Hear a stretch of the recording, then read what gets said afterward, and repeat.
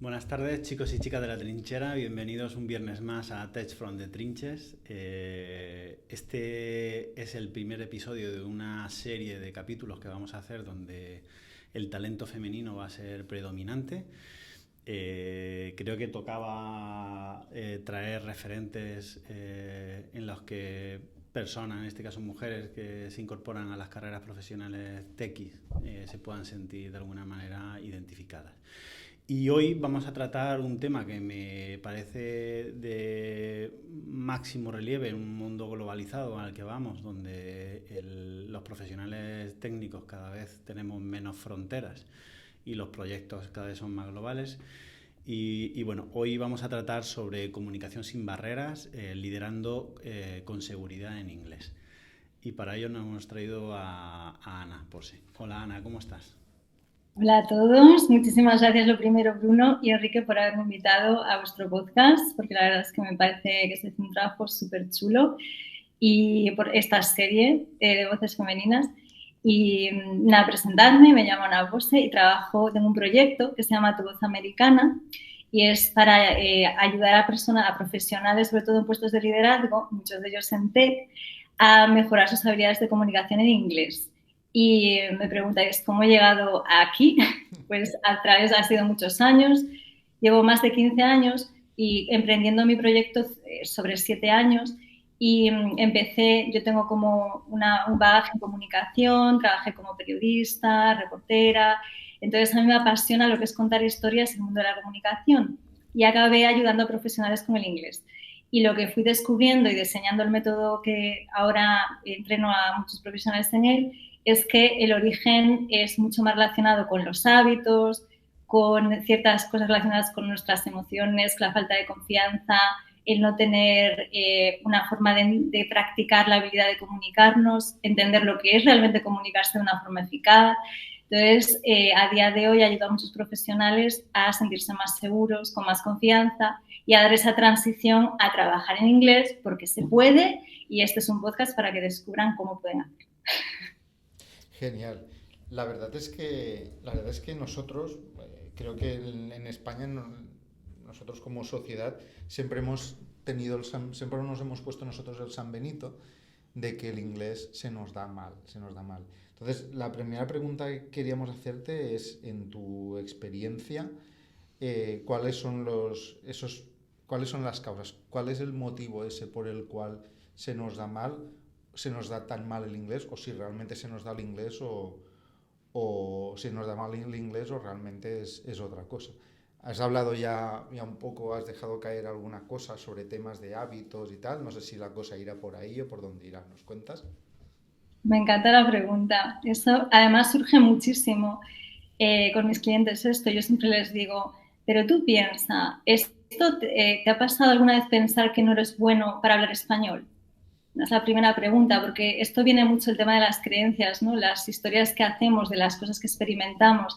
Entonces, realmente el origen a donde nos tenemos que ir es a nuestro sistema educativo, que en España es un sistema que está, por desgracia, muy centrado en el perfeccionismo todavía, ¿no? En las comparaciones, las notas que sacamos. Entonces, con el inglés, del origen de eso viene de ahí, de la experiencia que has tenido con el inglés a nivel educativo. Porque si te sales de ahí y piensas, por ejemplo, en español, nunca jamás has pensado que no seas inteligente o que no hables bien español, cuando es exactamente lo mismo. Si te pones ahora en el Reino Unido de repente, como bebé, hablarías perfectamente inglés. Entonces, es empezar a entender a nivel de la creencia, ¿no? De dónde viene esa creencia, ese origen de que a los españoles no se nos da bien en inglés.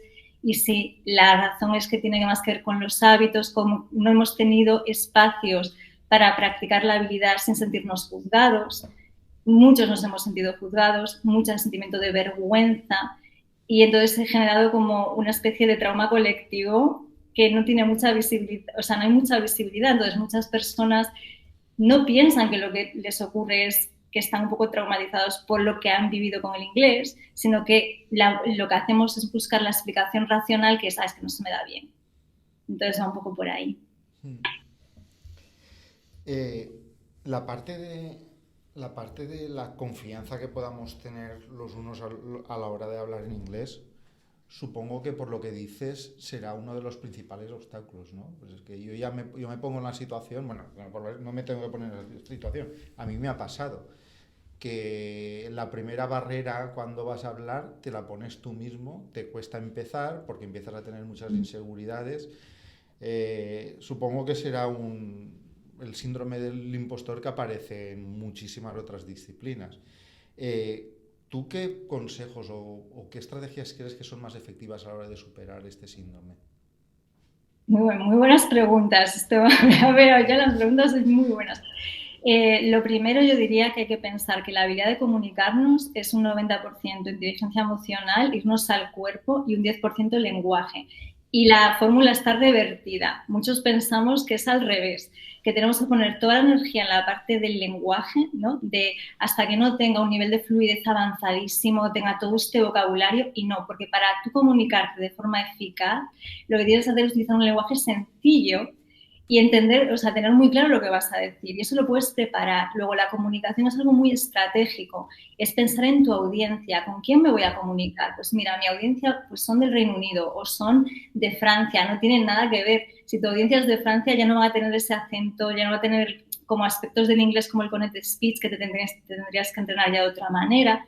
Entonces, yo lo que veo es que en nuestro país se ha revertido la ecuación. Entonces, en vez de trabajar la parte emocional, porque la confianza es una habilidad que se desarrolla, uno no nace con confianza o con carisma, sino que son cosas que uno puede mejorar. Y en el caso del public speaking igual, uno aprende a comunicarse comunicando y practicando. Y en el tema de la confianza también es, tienes que hacerlo muchas veces, practicar, y de ahí vas creando ese músculo de confianza. Y luego también hay otras, a mí me gusta mucho usar visualizaciones, como técnicas de visualización para entrenar a nivel subconsciente, que viene a ser como una parte que nos lleva al cuerpo, ¿no? Porque lo que le pasa a mucha gente es que como tengo relacionado el inglés con una sensación no segura, lo que haces es protegerte de esa situación que te resulta amenazadora, ¿no? Te resulta extraña. Entonces necesitamos irnos al sistema nervioso, es decir, que empiezas a sentirlo como algo tranquilo, como algo como lo que te pasa en el español. Entonces, empieza sobre todo por entender que para tú comunicarte de forma eficaz no se trata de tener un montón de vocabulario, sino que el que tengas lo uses bien, y para eso tienes que estar tranquilo, y por eso tenemos que irnos al cuerpo. Entonces, yo diría empezar a entender que la habilidad tiene mucho que ver con la inteligencia emocional más que con el estudio de un montón de palabras o la memorización, que tampoco funciona la memorización, sino que tenemos que irnos a ponernos en situaciones de comunicación, y así vamos adquiriendo de forma más relevante el vocabulario. También es otra cosa. Muy interesante. Gran parte de nuestra audiencia, Ana, son gente que pertenece al mundo del desarrollo y tienen roles de dirección, ¿no? Tecnológica o de gestión de proyectos, y algunos pues probablemente estén precisamente en la batalla, ¿no? De liderar desde el inglés. Claro, el poder liderar, sobre todo en materias muy ingenieriles, sí que requiere a veces o muchas veces la necesidad de dominar una materia y adquirir un léxico y un argot pues que de alguna manera te permita sentirte cómodo, ¿vale? A la hora de liderar, porque al final tienes que demostrar tu valía, ¿no? Con el conocimiento. Y esto yo creo que no soy el único que piensa que a muchos que estamos ahí nos da pavor, ¿no? Es decir, no sé si es el síndrome del impostor, pero el tener la obligación de autoexigirse un nivel alto de inglés para poder liderar con solvencia, ¿no? En tu equipo. ¿Tú qué consejo darías? ¿Vale? No sé si este enfoque es el correcto o no, o ¿tú qué orientación darías a personas que estén en esa situación? Claro, con el síndrome del impostor, que también viene mucho, está muy relacionado con el perfeccionismo también, porque claro, con el síndrome del impostor tenemos que ver, tú como profesional, primero irnos a las fortalezas que tú tienes como profesional y líder de equipos. que son muchas y que van más allá del inglés, ¿no? O sea, tú estás en ese puesto y, como decía antes, si tú reviertes la ecuación y le pones el 90% realmente de tu efectividad como comunicador líder de equipos está en tu inteligencia emocional, cambia mucho a la hora de valorar ese, ¿no? De cómo ese síndrome del impostor te está limitando tanto, porque lo estás poniendo todo y es normal, porque es algo emocional. Entonces, digamos que a nivel racional tú dices, el nivel de, hay un montón de excusas porque ese síndrome del impostor está activado, entonces te va a decir, por ese síndrome del impostor, ¿qué vas a pensar? Pues que mi nivel de inglés no es suficiente, que necesito tener todo este jargon, que necesito tener todo este vocabulario. Entonces, por un lado, sí es verdad que adquirir cierto jargon específico de tu expertise es importante para comunicarte con tu equipo, porque hay que pensar siempre, comunicación eficaz, la audiencia, ¿a quién me dirijo? Pues si tengo una conferencia con expertos de tech o estoy dirigiendo un equipo del mundo tecnológico, tengo que practicar ese jargon. Entonces, eso también lo tienes que hacer, pero siempre de forma estratégica, ¿vale? Entonces, ahí tú ya tienes una vez que podemos también como planificar y tomar acción de cómo lo puedo mejorar, empiezas a sentir el que tomas el control y las riendas, ¿no? El problema del síndrome del impostor es cuando te estás sintiendo limitado porque lo ves que es un mundo y porque no te estás yendo a tus fortalezas. Entonces, entender también que comunicación y lo que convierte a alguien en un buen líder también es saber escuchar, y de hecho saber escuchar para mí es la base de un buen liderazgo, y escuchar de forma empática, hablar de forma asertiva, y todo eso tiene mucho más que ver con aspectos emocionales en la comunicación que con que tengas mucho vocabulario. Entonces, me iría a recordarle a las personas que nos escuchan que su liderazgo se construye con muchas otras dimensiones de la habilidad, que no solo es el vocabulario. Si das toda la importancia ahí, es porque el síndrome de impostor al final es una parte de nosotros que nos está intentando proteger de una situación que considera que es muy amenazadora, o como que van a pensar de mí, van a pensar que no soy un buen líder. Entonces, es trabajar mucho todas esas como dimensiones que nos ocurren, que existen, es entenderlas, es validarlas, irnos a las emociones que estamos sintiendo. Que eso nos pasa mucho, y más en profesiones tecnológicas, que es muy racional, ¿verdad? Como muy técnico. Entonces, a veces, ¿cómo gestiono esa emoción? Primero la tengo que sentir y entender lo que me viene a decir. Entonces, yo os diría el trabajo en emociones y el entender en realmente qué es una comunicación eficaz, y entender tus fortalezas como comunicador. Claro, trabajar todos estos ámbitos que hablas, a mí se me hace complejo. ¿Podrías decirnos más o menos, por ejemplo, cómo sería la metodología con uno de tus clientes? ¿Qué técnicas utilizas para tratar todas estas cosas? Porque claro, estamos hablando de conectar con las emociones, estamos hablando de algunas cosas que es más o menos fácil decirlo, pero hacerlo... Claro, la aplicación, ¿cómo lo haces tú? Sí. ¿Cómo son tus sesiones de coaching? Vale. A mí me gusta muchísimo trabajar y en la forma que a mí me gusta decirme mucho al subconsciente, que es como, digamos que si tu mente es un ordenador, ¿vale? Y vosotros que sois de tema de programación, el subconsciente es donde pones como el software, ¿vale? Entonces, de los 8 a los 7 años es como que eres una esponja y vas como programándote, ¿no? Entonces, con todas esas... con los programas que crees que te van a ayudar a vivir tu vida de la mejor manera posible. Pero a veces hay algunos de esos software que nos ponen, que se programa ahí, que no nos están ayudando una vez que somos adultos. Uno de ellos es este del inglés. Mi inglés no es suficiente, no soy bueno hablando inglés, a los españoles no se nos da bien el inglés, ¿no? Son, digamos, softwares que no nos están ayudando, o creencias que nos están limitando.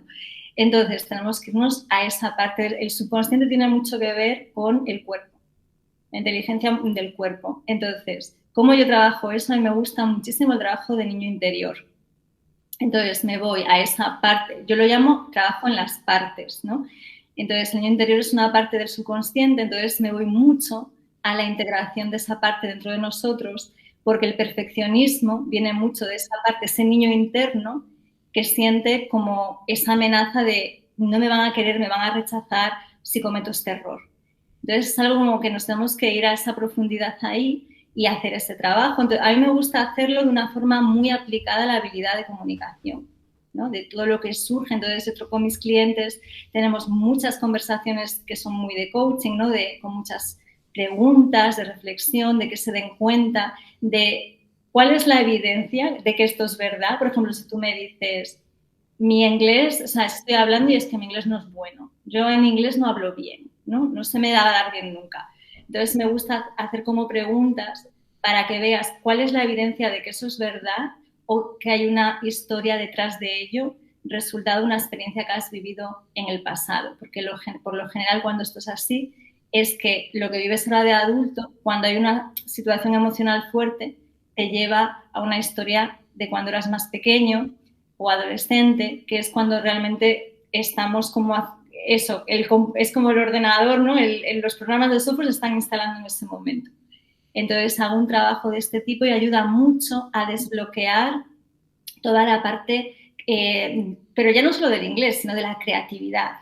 Niño interior está muy relacionado con la creatividad, por ejemplo, en vuestro ámbito, tema tecnológico, el conseguir llegar a soluciones creativas. Para eso necesitamos conectar con la creatividad. Entonces, si tengo una mente más rígida en ese sentido, ¿no? Esa parte del niño interior te ayuda a conectar con la creatividad. Y yo, por ejemplo, me gusta mucho un libro que se llama The Artist's Way, El camino del artista, de Julia Cameron, y lo recomiendo un montón. Julia Cameron era escritora, bueno, era guionista de cine, y hizo este libro para ayudar a desbloquear la creatividad. Entonces podemos pensar, pero es para artistas. Pero realmente no es para todos, porque todos al final se nos bloquea la creatividad a muchos, ¿no? El tema del perfeccionismo es algo, no sé vosotros cómo lo lleváis, pero yo soy una perfeccionista en recuperación, ¿no? Entonces, en el tema, por ejemplo, de una habilidad como hablar en público, ya no solo en inglés, también en español, nos pasa muchísimo lo del perfeccionismo. El síndrome del impostor tiene, aunque es diferente, hay una relación con la autocrítica, ¿no? Que nos damos a nosotros mismos, de no ser, o sea, no ser lo suficientemente bueno como profesional cuando realmente estás más que preparado para ese puesto. Entonces, me gusta mucho trabajar desde ahí. Me ha resultado muy llamativo si he entendido bien un poco lo que nos querías trasladar en esta pregunta. O sea, no todo el mundo parte en el aprendizaje del idioma desde un mismo punto, o no todos los puntos desde donde empiezas ese aprendizaje es el más óptimo. Hay que retrotraerse a una posición quizá de apertura de mente o de ideas que te posibilita tener una mayor posibilidad de adquirir el idioma de una manera, pues, no sé si más interiorizable o más eficiente. Es así, ¿no? Es lo que traslada. Y creo que eso me gusta mucho porque yo soy una persona que, creo que ya en este podcast salió alguna vez, que le gusta mucho el concepto de la liminalidad. Es decir, que tú por un lado unes ese concepto de coaching, de psicología, junto con el aprendizaje del idioma, ¿no? Son dos cosas que aparentemente no tienen nada que ver, pero las juntas y encuentras un camino, ¿no? En este caso es un camino profesional que me parece súper interesante.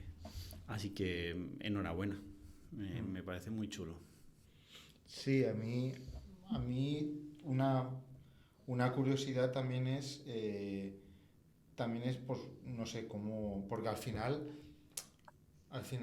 estás proponiendo unas estrategias para aprender inglés que no sé si se contradicen con la estrategia más oficialista de la academia, de que existen unos cuantos niveles y hay un nivel mínimo para acceder. No sé si es que se contradicen, pero como mínimo lo que sí que parece que estamos viendo es que esa estrategia no es suficiente y hay que meterle alguna cosa más. Entonces a mí hay una pregunta obvia que me surge es si realmente estos niveles que tenemos, que hay según la escala, o puede ser de la A a la C, o pueden ser avanzado, intermedio, proficiency o como sea, ¿vale? Si realmente para ser efectivo, para comunicarse bien y tener éxito en una comunicación, hace falta algún nivel concreto, la primera cosa que me ha saltado a la mente es esta. Y la otra cosa que me viene a la mente es, ostras, ¿y cómo has llegado tú a todo esto? Antes nos has hablado un poco de tu trayectoria, pero yo veo que aquí hay mucha combinación de conceptos que los has tenido que cocinar tú misma, ¿no? Porque Sí. no es, porque es como, es una mezcla curiosa, en lo que dice Enrique, entre psicología, más la cosa más aplicada al idioma y tal. Entonces, a ver, empezando por el tema de los niveles, ¿se requiere algún nivel mínimo para poder ir por ahí con inglés? Vale, genial vuestras preguntas, me encantan. Vale, lo de los niveles.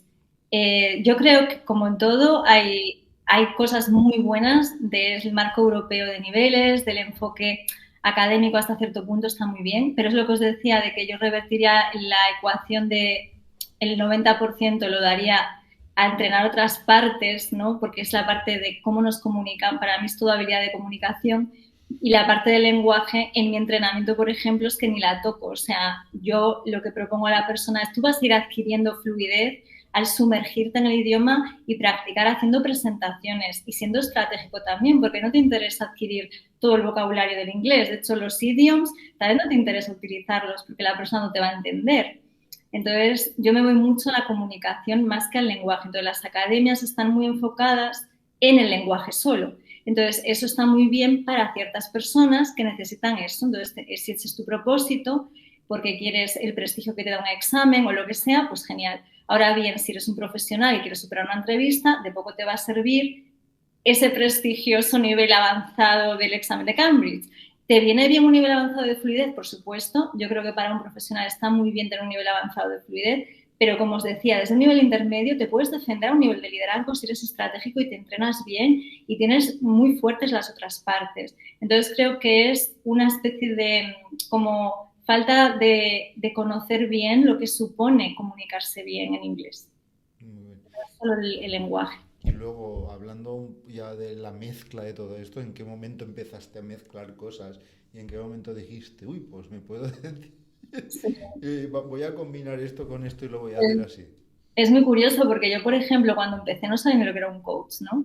Entonces, ¿por qué? Porque, claro, yo venía más de, como pues, muchos españoles, de una formación concreta en la universidad, tal. Entonces, vengo del sistema que he mamado. Entonces, para mí ha sido un descubrimiento porque es una persona altamente curiosa. Tengo una curiosidad sin límites. Entonces, yo leo muchísimo, me informo, investigo. Entonces, ha sido pues eso, más de 15 años practicando con personas mi propio interés y curiosidad de ir empezando como un puzzle, poniendo las piezas del puzzle y decir, espera, esto no está ayudando a esta persona y esto sí, vale. Entonces voy como sumando las piezas del puzzle hasta dar con la fórmula que veo que ayuda mejor. Entonces, de ahí, por ejemplo, también para mí fue mis propios mitos o las propias cosas que yo misma también creía, ¿no? Entonces ha sido como ir dándome cuenta, ¿no? De decir, ¿y por qué hablar en público no se enseña en los colegios?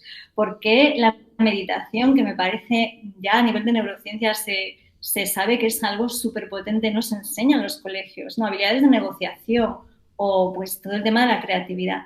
Entonces, al final, pues es la curiosidad, las ganas de encontrar una solución y vas como un poco como si fueras un laboratorio investigando y fue un poco así. Por eso yo el coaching, la psicología me apasionan tanto, pero también me doy cuenta de lo poco que conocía yo misma, esas habilidades que ahora, por ejemplo, saberme comunicar, no es solo hablar, es saber escuchar, ¿no? Hay un montón de dimensiones fascinantes en la habilidad y yo no, las desconocía antes de empezar todo esto. Entonces, el propio proyecto me ha llevado a querer aprender más, para poder dar mejor solución a las personas. Entonces, viene un poco todo como de prueba y error también.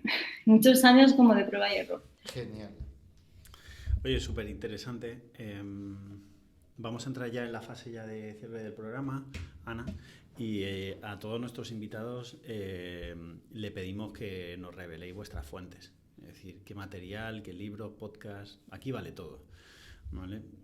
Así Vale, que, pues adelante. soy devoradora de podcast, me encantan y todos los que consumo están en inglés, por desgracia. Ahora voy a escuchar el vuestro también en español. Y entre algunos que me gustan mucho están The School of Greatness de Louis Hawes, que lo tenéis en YouTube también, The Diary of a CEO, también me parece un podcast maravilloso. Luego el de Brené Brown, me parece que está súper bien, el de Oprah. Entonces, digamos que yo estoy como muy con un pie en Estados Unidos porque todo lo que consumo viene de allí y luego tal vez me escucho un podcast que me gusta y me leo el libro. Entonces también leo muchos libros, todos de no ficción, que está un poco mal porque es como que estoy obsesionada con aprender, entonces todo el rato leo cosas de no ficción. Pero sí, y luego, pues también, sí, a ver, cuando hablamos de referentes también escucho mi propia intuición, pero me encanta aprender y ahora mismo hay una universidad en YouTube escuchando podcasts que tienen eso, pues charlas con gente fascinante, súper interesante. Entonces sí que soy bastante consumidora de contenidos. Sí, la verdad es que tenemos suerte de vivir en esta era por la cantidad de información que hay. Si la sabemos administrar bien y somos estratégicos, tenemos suerte. Y si tuvieras la posibilidad de retroceder en el tiempo y hacer alguna cosa diferente de cómo lo has hecho, ¿qué cambiarías de cómo has hecho las cosas? Vale, esta pregunta la voy a responder de dos maneras. La primera, no cambiaría nada, por un lado, porque no tendría, ¿sabes? Creo que los retos, las cosas que han sido complicadas, me han dado otras fortalezas, ¿no? Entonces, al final no conocería a la gente que he conocido. Entonces, por un lado, no cambiaría nada. Y luego, por otro, si pudiera cambiar, pues lo primero, ahora a la persona que fui en su pasado le diría sobre todo eso, ¿no? Que los errores al final son oportunidades para aprender. Entonces, que siga aprendiendo, que siga mi curiosidad, que siga las cosas que realmente me hacen sentirme viva y que más me gustan, porque muchas veces lo ves todo tan complicado que a veces tienes ganas de dejarlo. Entonces, creo que el aprender a no ser, sí, a darte a ti misma como el cariño que le puede mejor amigo que a veces no te lo das a ti, y no, que no te importe mucho lo que piensan los demás, porque al final a la gente no le importa realmente mucho, no le importas tanto, ¿no? Digamos. Entonces, que eso te dé libertad para lanzarte y hacer las cosas que realmente quieres hacer. Genial, muy buenos consejos. Muy bien, muy bien. Muchas gracias. Bueno, pues Ana, se ha hecho corto. Ya hemos llegado al final. Muchas gracias por tu tiempo, por la claridad a la hora de exponer, por tu punto de vista y tu objetivo profesional tan peculiar o diferente, ¿vale? Pero a la vez súper interesante. Y bueno, y a todos los que estáis ahí al otro lado del podcast, pues agradeceros un viernes más el que hayáis estado aquí acompañándonos y recomendar el podcast de Ana, que luego lo pondré en las notas del podcast. Y muchas gracias a todos. Hablamos. Chao. Hasta luego.